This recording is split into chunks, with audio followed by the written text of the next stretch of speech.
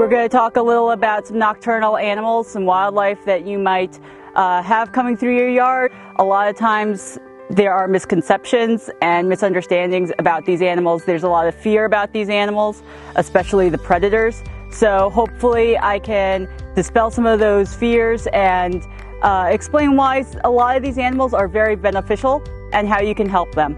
So let's talk about some of the smaller guys first. Moths. They're one of our most important pollinators, nocturnal pollinators. There are thousands of different species of moths that inhabit all different habitats around the world. Their diversity is what makes them so special, and their beauty is just something that is so overlooked. The Luna moth is one that I think a lot of people appreciate. That's why blowing your leaves is discouraged, because these litter moths will hang out in those leaf piles. The evening primrose moth is specific to the evening primrose, and the evening primrose will bloom at night.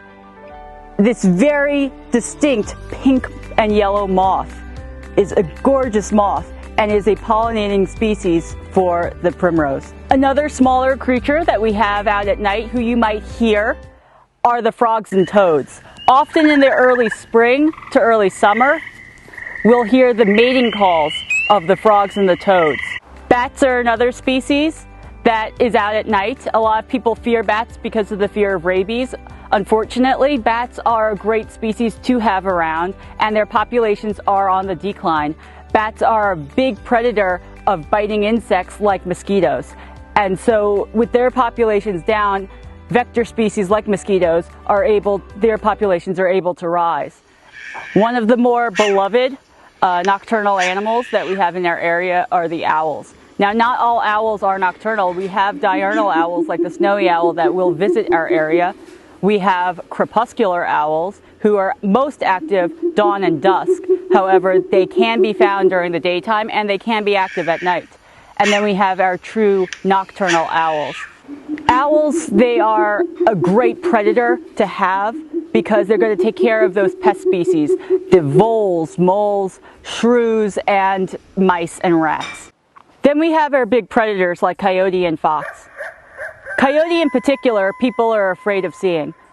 They're afraid of young children, they're afraid of their small pets, but if you are present as an adult with small children and with your small pets on a leash, then there's nothing to worry about.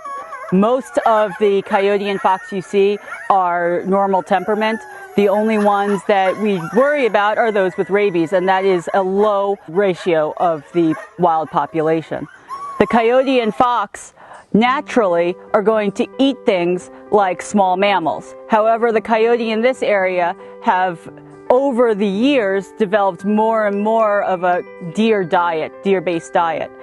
And this is very important because as we lost the wolf as a main predator of the deer in our area, the deer population, as many people have noticed, has exploded.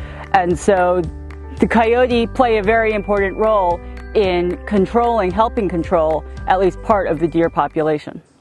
We have other predators like the fisher cat, who may be active at night, especially during breeding season, but is normally a diurnal animal. And then we have our scavengers. The scavengers like the opossum and the raccoon. They play a very important role in recycling nutrients back into the soil for plants to then use. So those animals, I think, get a lot of grief because of the things they eat, because they're the ones people find in their trash cans. But if you secure your trash can at night, that will help discourage them from going through the trash can. If you stop feeding animals outside, like feral cats, that will help to stop attracting them from coming up on your porch.